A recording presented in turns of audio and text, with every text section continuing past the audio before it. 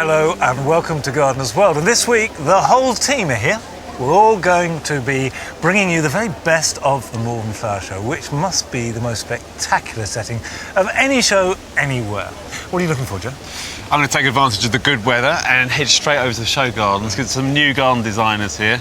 I'm really excited. And I'm going to come with you because I'm interested in how people are putting plants together on the show gardens. Yeah, and instead of starting off in the marquee as usual, I'm going to come outside and see what wonderful hidden gems I can find. Fantastic. All right, well, we'll catch up later. Okay. See you later.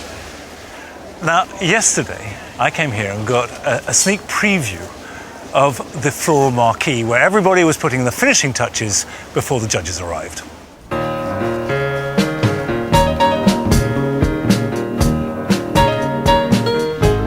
Normally at Malvern, you can expect to see the very best of spring flowers, but this year it's different. All plants have been affected by the very early spring.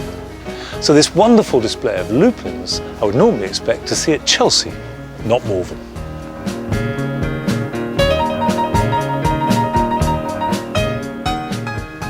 And foxgloves are a plant that I associate with the end of May and beginning of June. So to see them here at Malvern is distinctly early, but wonderful.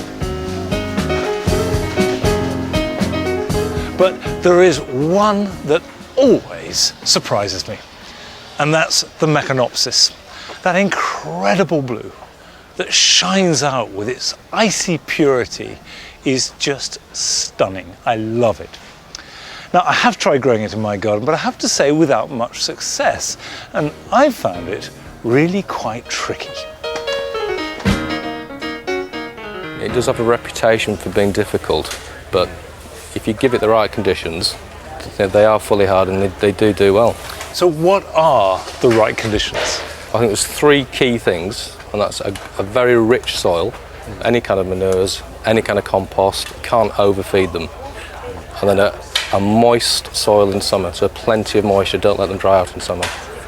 And then part shade. I think the further south you go, the more shade they need.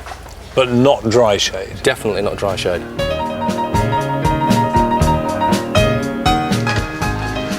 Now this is a plant that I definitely want to grow next year. It's a hardy annual, French cow parsley, or Olea grandiflora. And whereas I love the British cow parsley, this has a kind of elegance. The flowers are bigger, they're whiter, and I would certainly give this pride of place in any border because it has that elegance and freshness that I particularly associate with the Malvern Flower Show.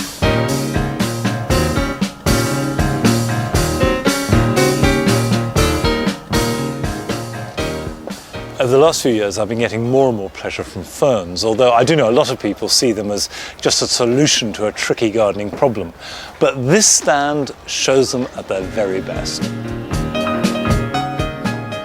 Now, I know that you two see magic in every fern, but a lot of people do see ferns as a solution to a particular problem, particularly dry shade. One of our best sellers actually would be something like this, which is Dryopteris felix mass linearis polydactyla. And it's British native, tough as old boots. This here that's a form of the hart's tongue.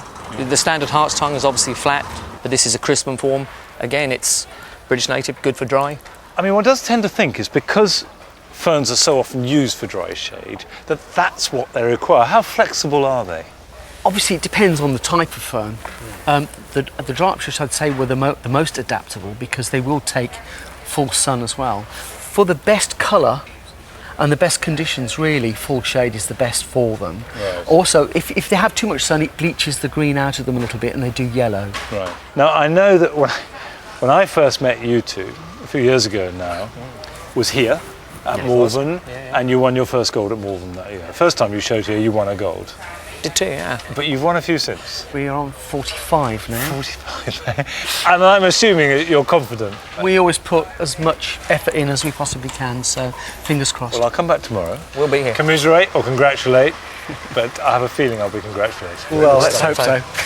Right, cheers.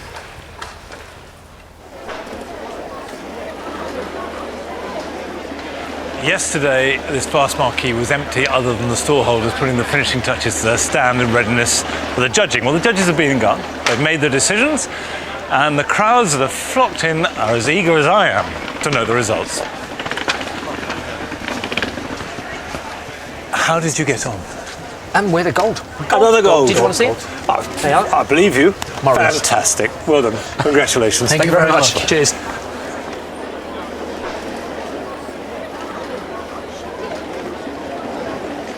I've got a piece of paper here which has told me which is the best in show. No one else knows, and I've been given permission to break that good news to the winning stall.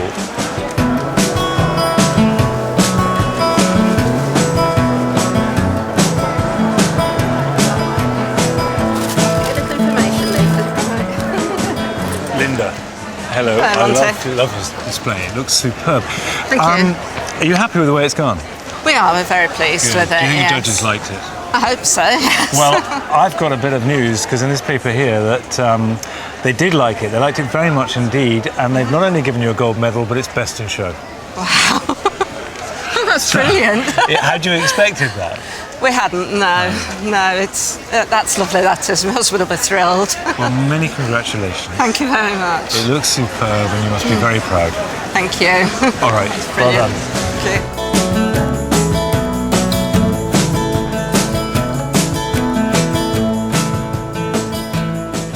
You know, I've always wanted to see the desert in bloom, but if you can't get to a desert this weekend, then come to Malvern and see this display here.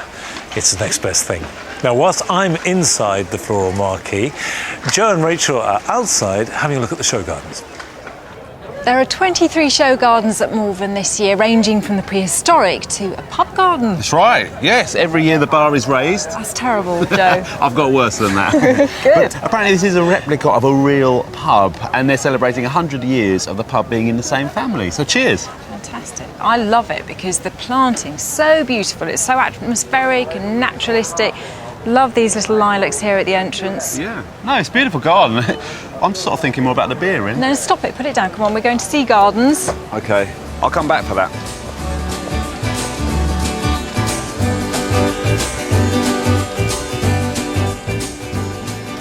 Coastal gardens bring their own unique set of challenges, but this lovely garden designed by Mark Walker shows just how many different plants you can grow. Here at the back there are banks of annuals, beautiful cosmos, osteospermums, and they're all grown by pupils at West Haven School. And then down towards the front he's made a causeway using reclaimed timber from the pier at Weston-super-Mare.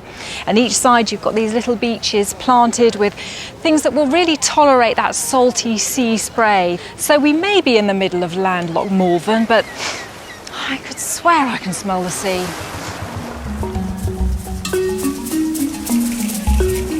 In a garden before time, we see prehistoric plants like tree ferns and the dramatic cycads, which I love, but remember, they wouldn't make it through a British winter. The design incorporates all these plants into a stylised Jurassic landscape alongside black ammonite paving, coal mulch and a T-Rex table.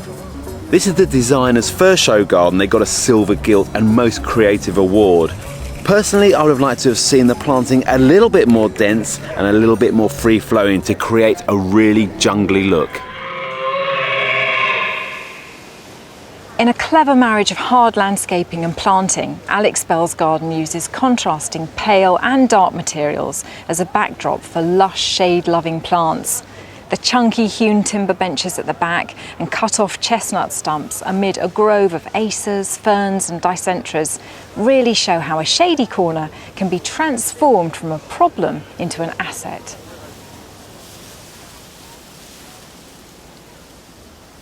This garden's called A Time for Olives, and it's based on a Spanish olive grove. And it tells the story of the wonderful olive tree that starts off as small whips, which we've got over there, and mature into the most majestic sculptural trees. But in the grove themselves, when they become non-productive, they get grubbed out and left on the side, whereas there is a way of continuing their life in the garden, because they can be potted up, shipped over to places like the UK, and they can be grown on, which is wonderful because our climate is getting drier and drier over time, so plants like this are becoming more relevant. And some of them, like the one behind me, is 500 years old and it's still going strong. It can be difficult to grow alpines and other ground-hugging plants in a really contemporary setting. But Kenny Lee's garden has created miniaturised vistas in a series of raised beds. I particularly love the tightly knit, colourful planting of thrifts, thymes and sedums, and the jagged rocks combine in a Lilliputian landscape.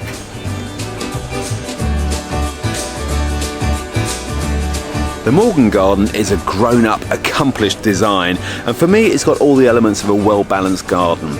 A bold centrepiece which provides a ceiling to the space, and along with the boundaries creates intimacy. The plants are chosen for their height, volume and density, which keeps the eye moving through it nicely. Well, this garden's designed and built by the Graduate Gardeners, and it's their third gold and best in show in 3 years. It's amazing. They must be doing something right, and clearly they are. This is just immaculate. Not only the planting, the quality of the planting, but the hard landscaping as well. It's just there's nothing to fault it. Yeah, the layout I love. It's a standout garden of the show. Yeah. You've got the veggie patch down the side, which is beautifully done. This structure as well, 2 stories, could be an office or I don't know, an extra bedroom or somewhere for the kids to play. Absolutely. And I really like this sort of planting here because you've got the structure of the box there, and then it just goes to these wildflowers in the front. But also, as that dies down in the winter, you've got these box balls here, these informal box balls. Holding it together. Just holding it together all year round, everything's been thought through, it works very well. Exactly. So overall, very good show. Show gardens are excellent, aren't they? Fantastic. And I don't want to sound negative, but a few years ago, maybe sort of 7 or 8 years ago, come up to Malvern and the show gardens weren't of a standard of the other shows in a way. But now, they're up there with the best. Exactly. Bumper crop. Bumper crop.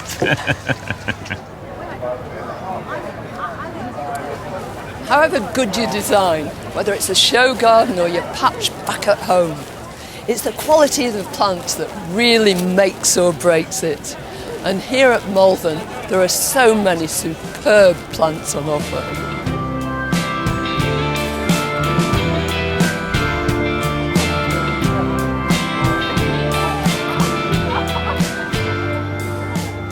All around the showground, there are all manner of wonderful stands. And of course, the ones I'm immediately drawn to are the plant stands, and they're full of hidden treasures.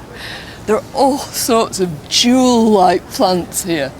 And they're alpines, so they're particularly relevant in the kind of drought conditions that many of us have been experiencing recently. And there are plants here I've never seen before.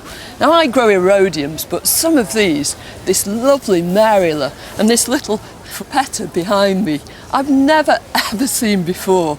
And they're excellent plants if you've got dry conditions and well-drained soil.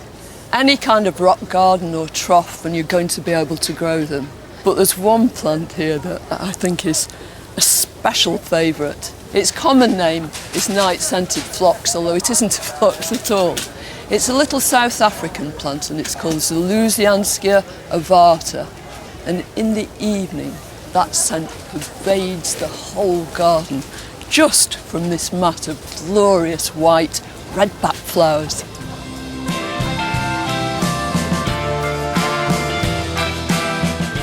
Well, you can take cuttings, Yeah, make some more. Of course, the very best thing about any flower show is actually buying the plants and taking them home. And already you're dreaming about how you're going to put them together.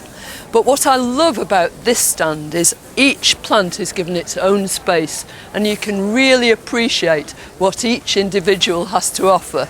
And there are such marvellous plants here. This glorious Anchusa, which is all over the show. May is its time. Easy to grow, really straightforward. And in the background, this scintillating iris, Kent Pride. These lovely bearded irises are adoring this weather. They want a sunny, dry position and quite poor soil. And the third plant, the Sanguisorba menzesii, you very seldom see it, but it's an absolute delight. Easy to grow, any sort of garden soil. And I reckon it's going to become extremely popular. As well as looking at the plants, it's seeing which plants end up with which people that can be so entertaining. Do you know how to save a seed? I don't know. Because you can grow it yourself again. Just that'll be the first flower to mature. As soon as it's dry and brown, chop it off, store your seeds in a paper bag. Half this autumn. Have you got a greenhouse? I haven't, No. but my friend has, so I might borrow hers. Right. So half then, and then half again in the spring. Yeah.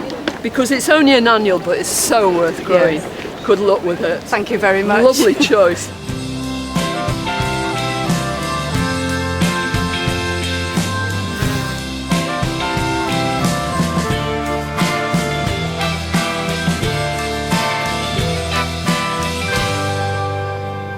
I love this trolleus. This is cheddar, and it epitomises this time of the year. Loves a damp spot, and to me it's pure Malvern. But you can also find things which are going to go on looking good all summer long. So I've got a few of this campanula, which I adore. It's a sterile hybrid, and it's going to go on flowering right the way through the season, right into the autumn. And that's the great thing about Malvern. You can get things for right now and for the whole year.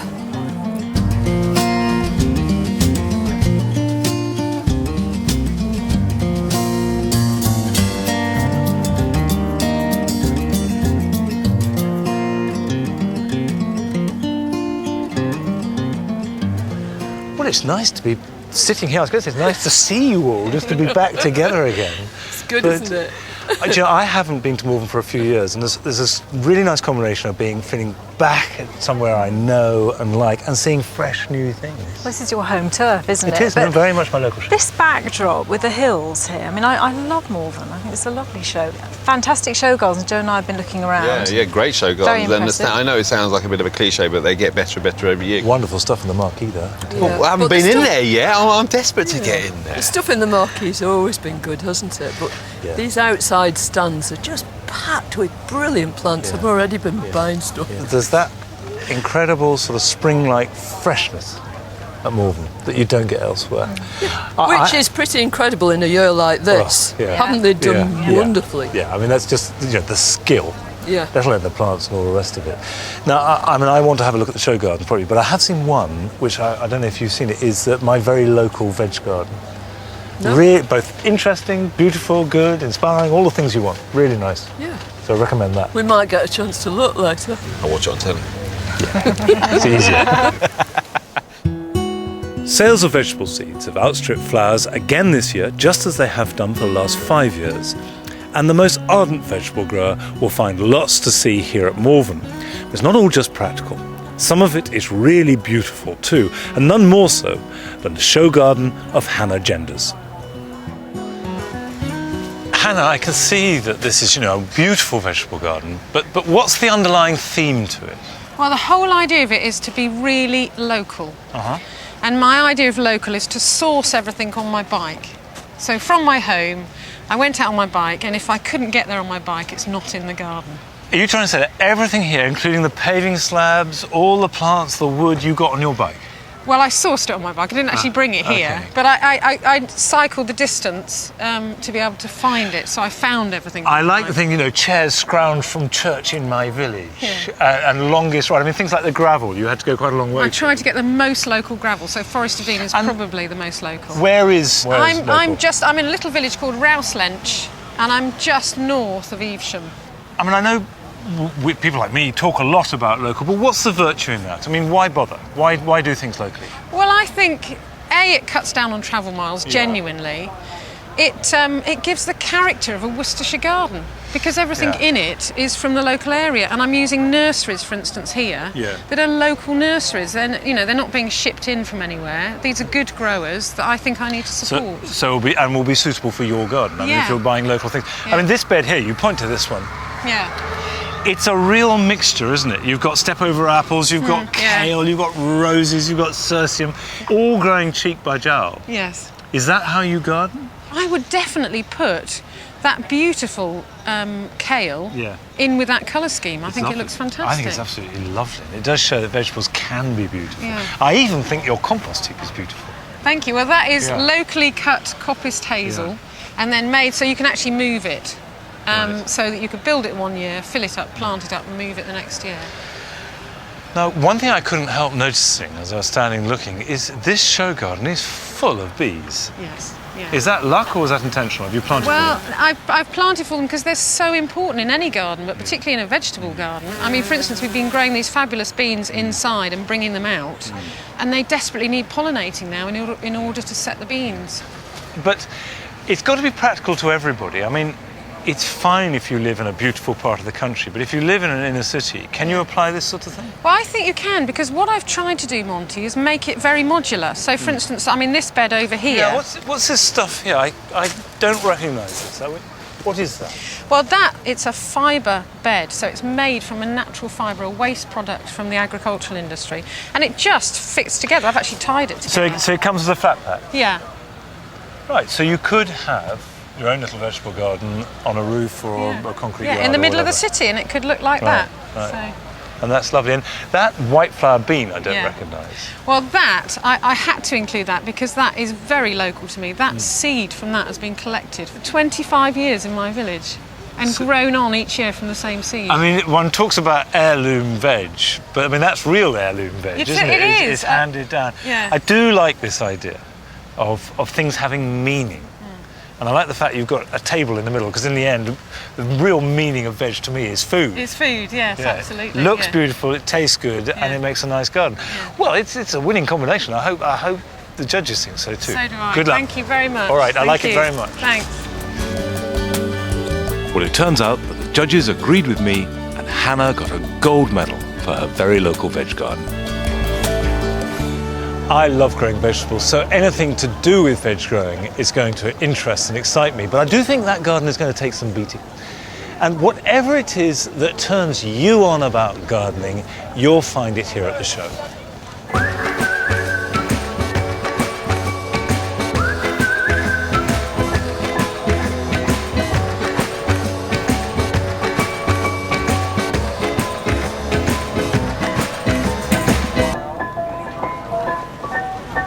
Like Monty, I have become passionate about growing vegetables, and I'm always looking out for pots and things that I can put the produce in when I've gone around picking. Now this place, I've walked past it several times today, and it's gradually drawing me in because I spotted these. And apparently they are Chinese rice measurers. I think they're rather good. They come in sort of different sizes. I think that one might be better. I can get more in there. Yes, I think I can give that another lease of life in my garden.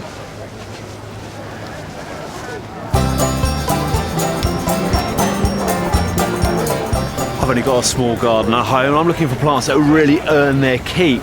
And I saw some erysimum, some perennial wallflowers earlier. Now they just flower all summer long, adding great colour. They've got to be around here somewhere.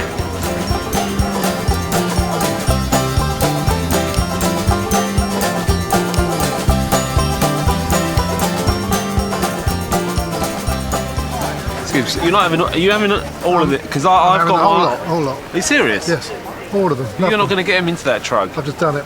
All there. They are. They just keep flowering and Blame flowering. the wife. It's the wife. The wife. The wife. Is the one who does it. You two are buying up all the perennial wallflowers here. Just about. It's a bit mean. Don't Will you have some of need the to orange do the ones? cuttings. I don't like orange. All right, I'll take some of the orange ones then. You have those. See, I think they're missing a trick. I do like the pastel colours, but with these, case of just pick a colour you like and go with it. And look at that, those oranges. This one's called Apricot Twist, and it intensifies the green of the foliage. I'm having these.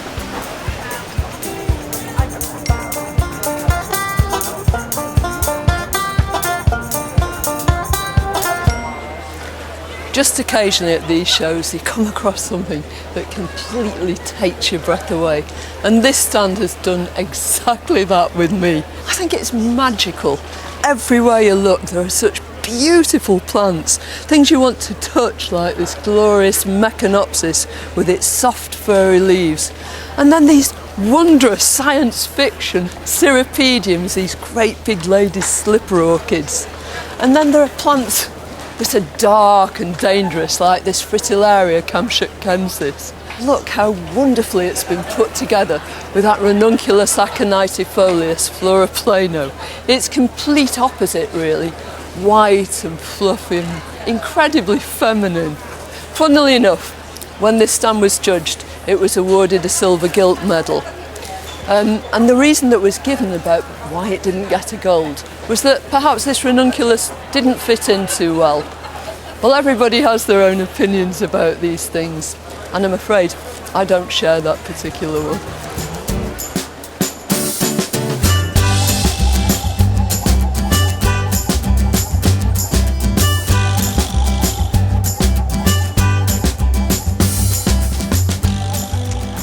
I can see why Carol loved this stand, because it seems to me to capture that real spirit of Malvern, which is spring plants, the freshness of a particular season, but also some really exceptional things. I mean, for example, this delicate series of flowers is a joy. It's not a plant I know. It's my Anthemum henryi. Never grown it, but of course, immediately I want to find out about it. And that's one of the great things about coming to a show. You see things, you learn, you revel in what you know you like, but also you find new things. And this epimedium is a joy. Absolutely wonderful. And that'll go on my shopping list too. Talking of which, I've got plants that I definitely know I want to buy. If I don't get on with it, I'm going to run out of time. So that's what I must do now.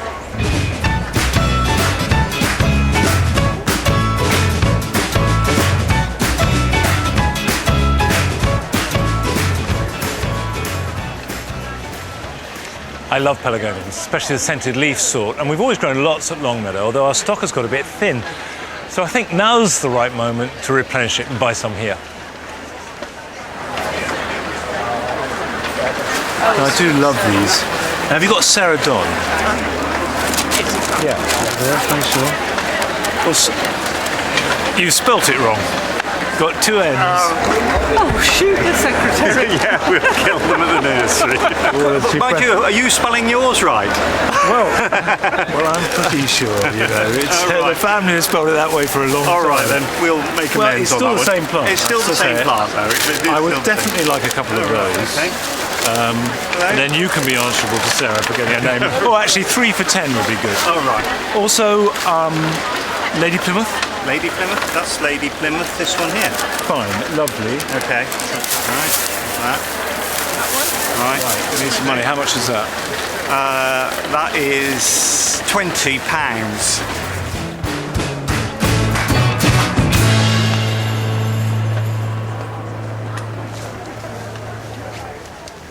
Well, I've had a really enjoyable couple of days here at Malvern.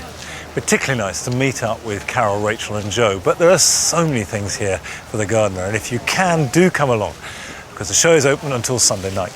Now next week I'll be back at Longmeadow planting up my pelargoniums amongst various other jobs. So I'll see you there next Friday. Bye-bye.